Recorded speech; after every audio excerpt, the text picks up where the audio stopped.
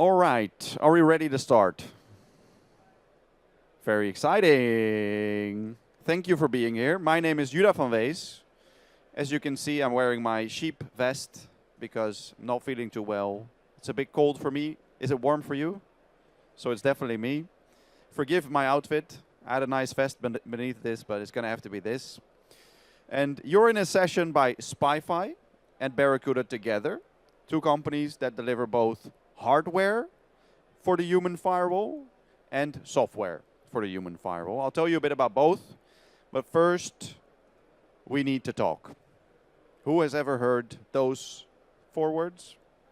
4 words. Liars. I need at least 1 volunteer. Okay. Was it a good or a bad situation? Bad. Do you want to share? No. No one wants to.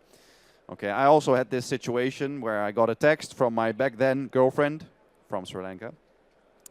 And she texted me while I was playing squash and she said, we need to talk. And we were just dating for a few months. We met in Rotterdam as well. And I thought maybe she's just not that into me and maybe the pink cloud is over and she just wants to break up with me. So I said, just tell me. Just send me a text. Let me know what it is. I don't care. Went on with my squash. Got off the court. And who knows the NIST model in cybersecurity here? Okay. What are some of the most important stages when looking at cybersecurity in the NIST model? You're a cybersecurity consultant, so you're going to tell me. Incident management and communication. I was thinking of the 5 core pillars with analyze. I know you know it. Okay.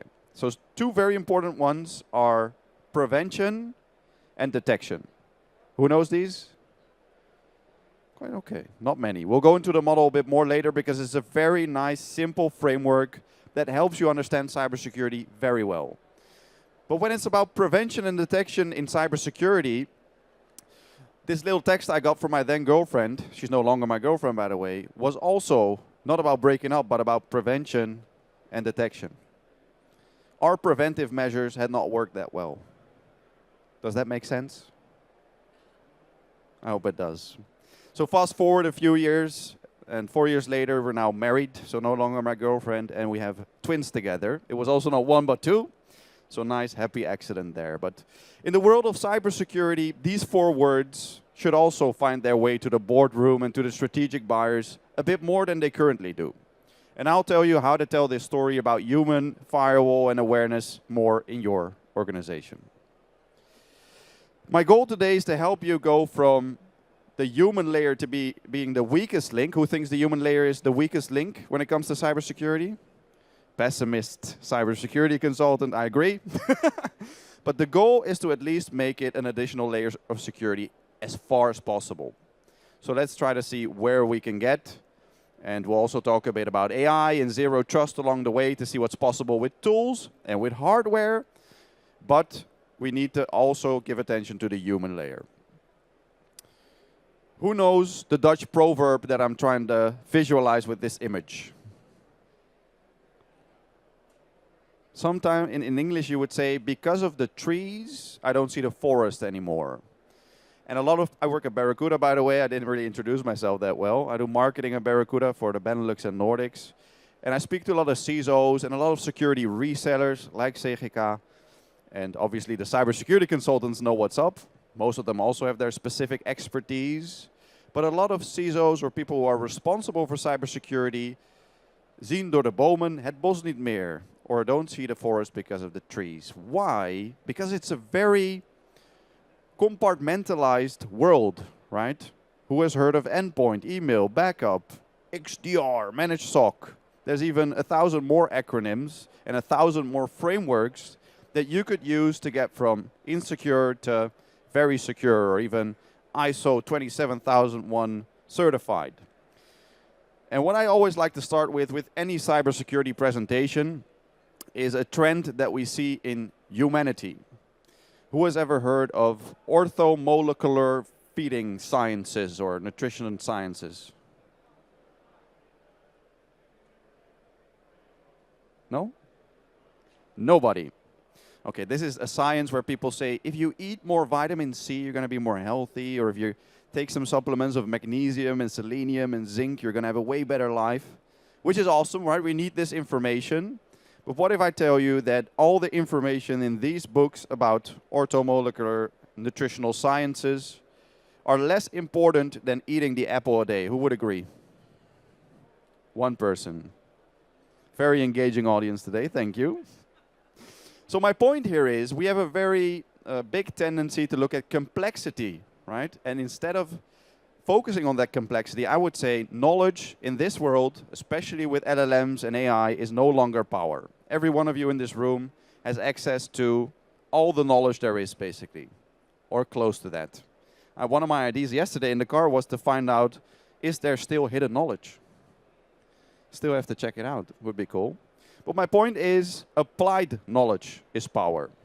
So today, if you learn new things about cybersecurity or human awareness, the most important thing is not to write them down just, or to think you have it in your head and think you have new knowledge. No, the goal is to apply something. Something done badly is better than something just in the head, right? So the apple a day keeps the cyber doctor away as well. Here's the NIST model with the basics of cybersecurity. There's a lot of things, a lot of crown jewels in many of your organizations that you want to secure. But not everything is important. You don't have to take the most extreme measures for everything. Some things are just more important. Suppose you're a hospital and you have patients and they have diseases. You don't want other people to find out they have that disease, right? So that's very important, sensitive data. There you want more security measures than pictures of cats and dogs of your employees. Just one example. You find out what's important to you in the analyze part. Then the first thing you do is try to prevent cyber incidents from happening.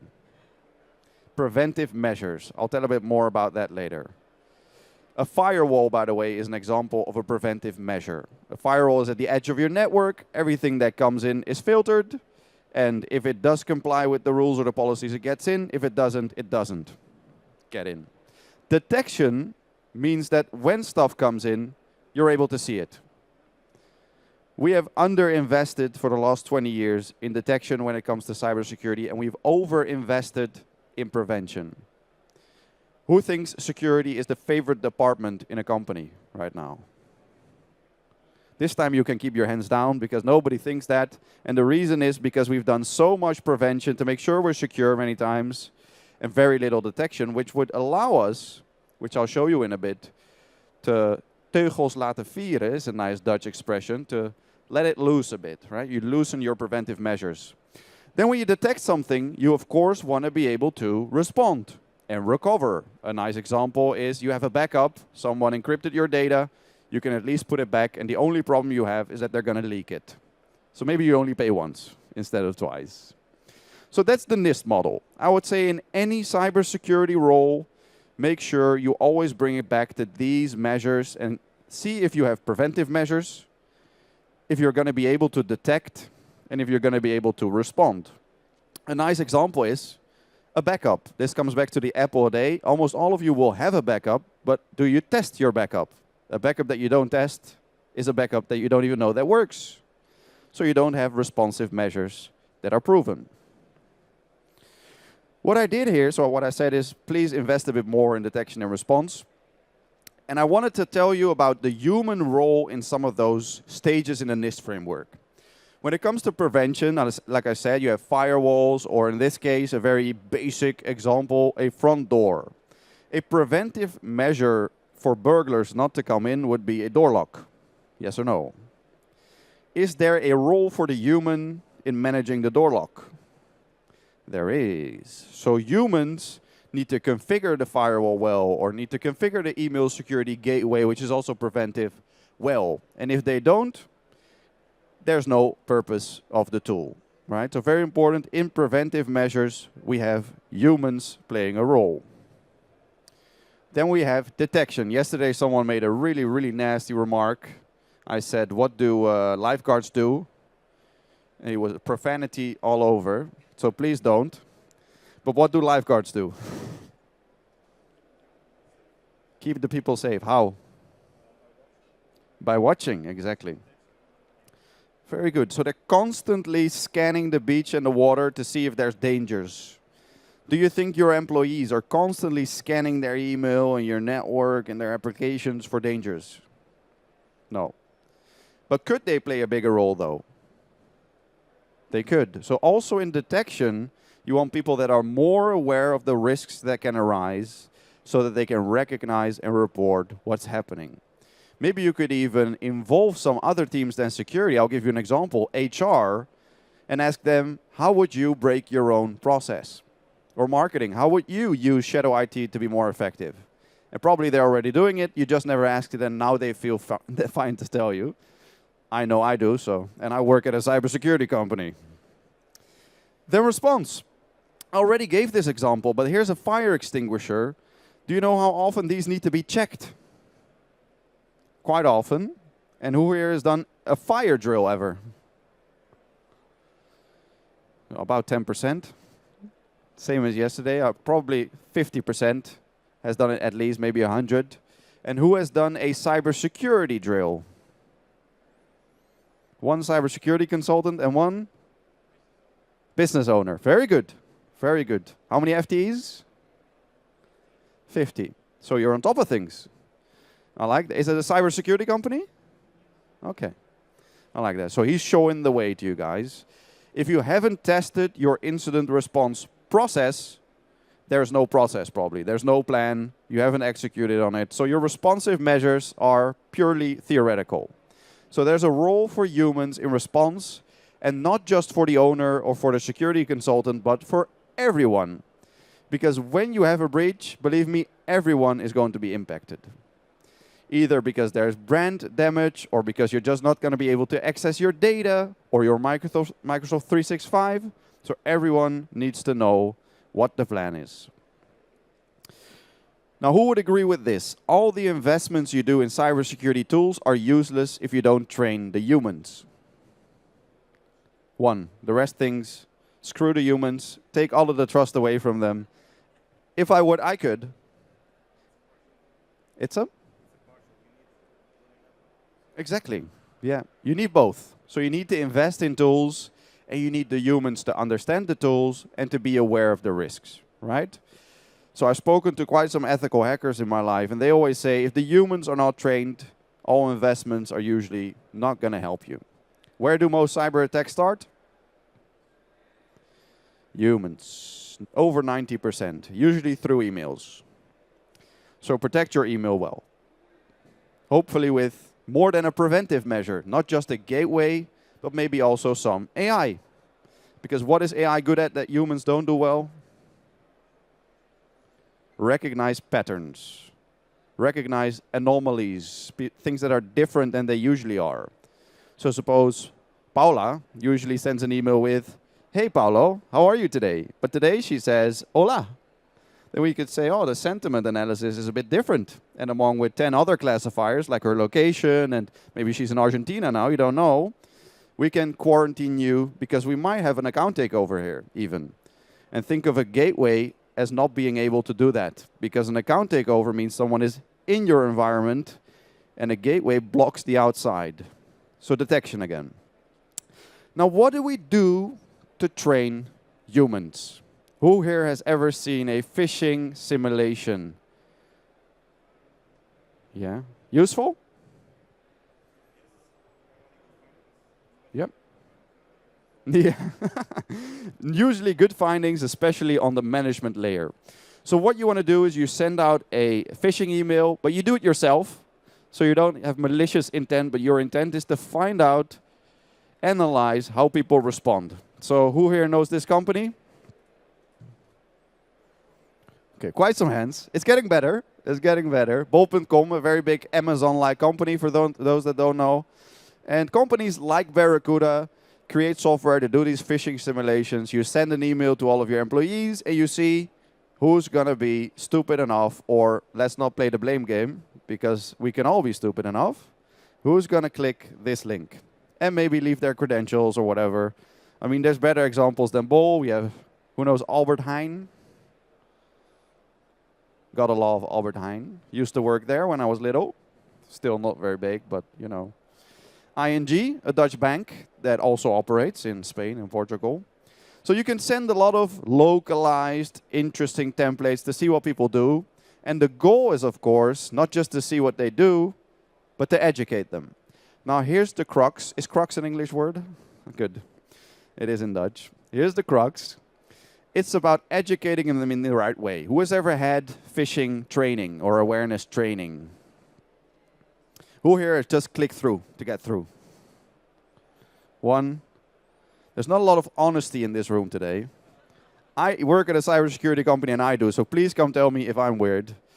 But we click through, and we just want the certificate to put it on LinkedIn to show our manager that we should be making 6 figures. That's what we do, right? But what we want to do, what might be more effective, is to be more situationally aware, right? So suppose someone clicks this link, maybe that's the right moment to do an awareness training around clicking on bad links. Paulo, you have just clicked on a bad link. This is what could have happened.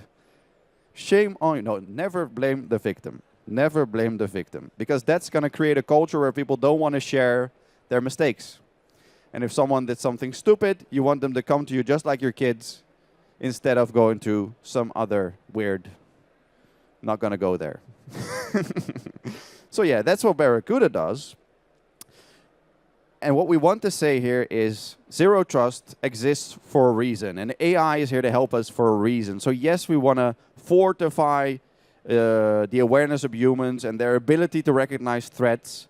But there's a reason that a principle like zero trust emerged in 2010. Who knows zero trust? The Security Council. Many people. Many people. So zero trust, for those who don't know, it's not a solution. It's a mindset, a philosophy that says, assume that you're going to have a breach. Well, if you assume that you have a breach, then you need detective measures. Otherwise, you're never going to know. I once got the example from an ethical hacker that said, suppose your wife, who has always been very thin, all of a sudden the next day sits next to you and says, I've been pregnant for 9 months. And you didn't notice anything. That would be weird, right? Her belly must have grown. There should have been some signs that showed you that she was pregnant. The same goes for a cyber incident.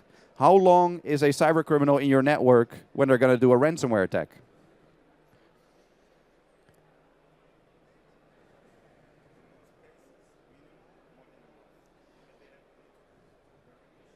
Yep. In most cases, at least a month is what our cybersecurity consultant here says, which is right. The average might even be around 60 days to 90 days because they need to do a few things. The first thing they'll do is initial access. They need to come in, right? After they come in, they need to make sure that this access is persistent. So they're trying to find a way to make sure that access remains access. And then they're going to see, where else can I go? Lateral movement from side to side, but also vertical movement. How can I escalate my privilege? And then they're going to find out what they can get their hands on, probably exfiltrate a few things here and there so they can leak, and then encrypt some stuff so they can threaten you. And this is a double-sided business model, by the way, with a very nice help desk that says, I will help you make the payment as soon as possible, right? So Zero Trust says, assume that breach, have detective measures, constantly verify, blah, blah, blah. Very important.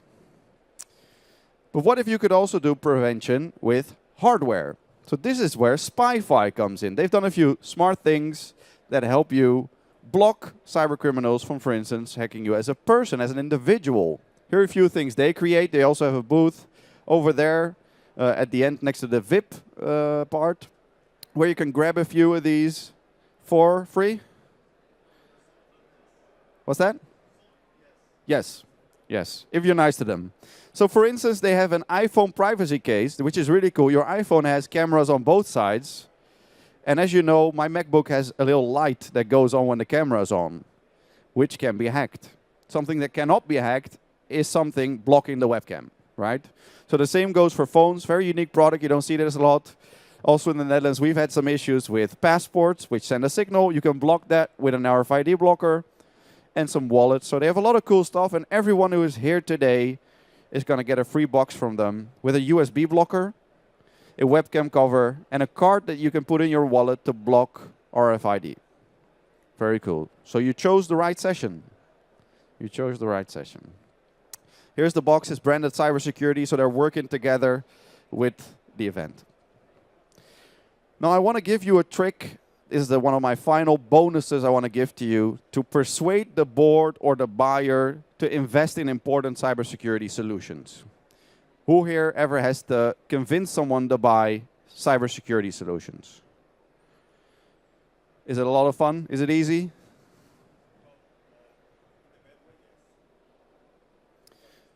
It's not fun, no. So you're an owner that's very cyber aware, so that's cool, 50 FTE, very irregular these days, because most entrepreneurs are risk takers, right? That's why you become an entrepreneur. It's easier to work for a company and a lot safer as well. And risk takers have a tendency to say, nice risk memo, acceptable risk. Who has ever said acceptable risk here?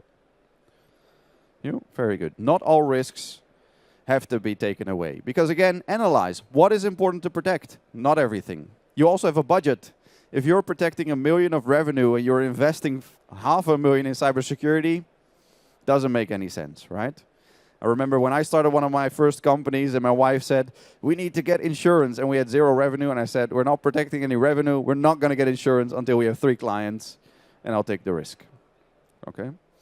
So what is a nice trick to convince the board to invest in cyber when you say this is an unacceptable risk? Maybe you're a CISO, maybe you're responsible for the cybersecurity, or you're brought in to help advise. Well, our CISO at Barracuda has taught me a trick, which is the flip the table trick. And it's not flipping the table of the buyer, it's actually reversing the roles, where he says, I've written a risk memo, I've explained what the risk is, to me it's unacceptable, you made me responsible for this. So if you're going to say acceptable risk, then you can explain to me why that is. And if I'm convinced we won't invest, if you're not able to convince me, then we're still going to do it. Works a lot better in America, where CISOs have a lot more power than in the Netherlands.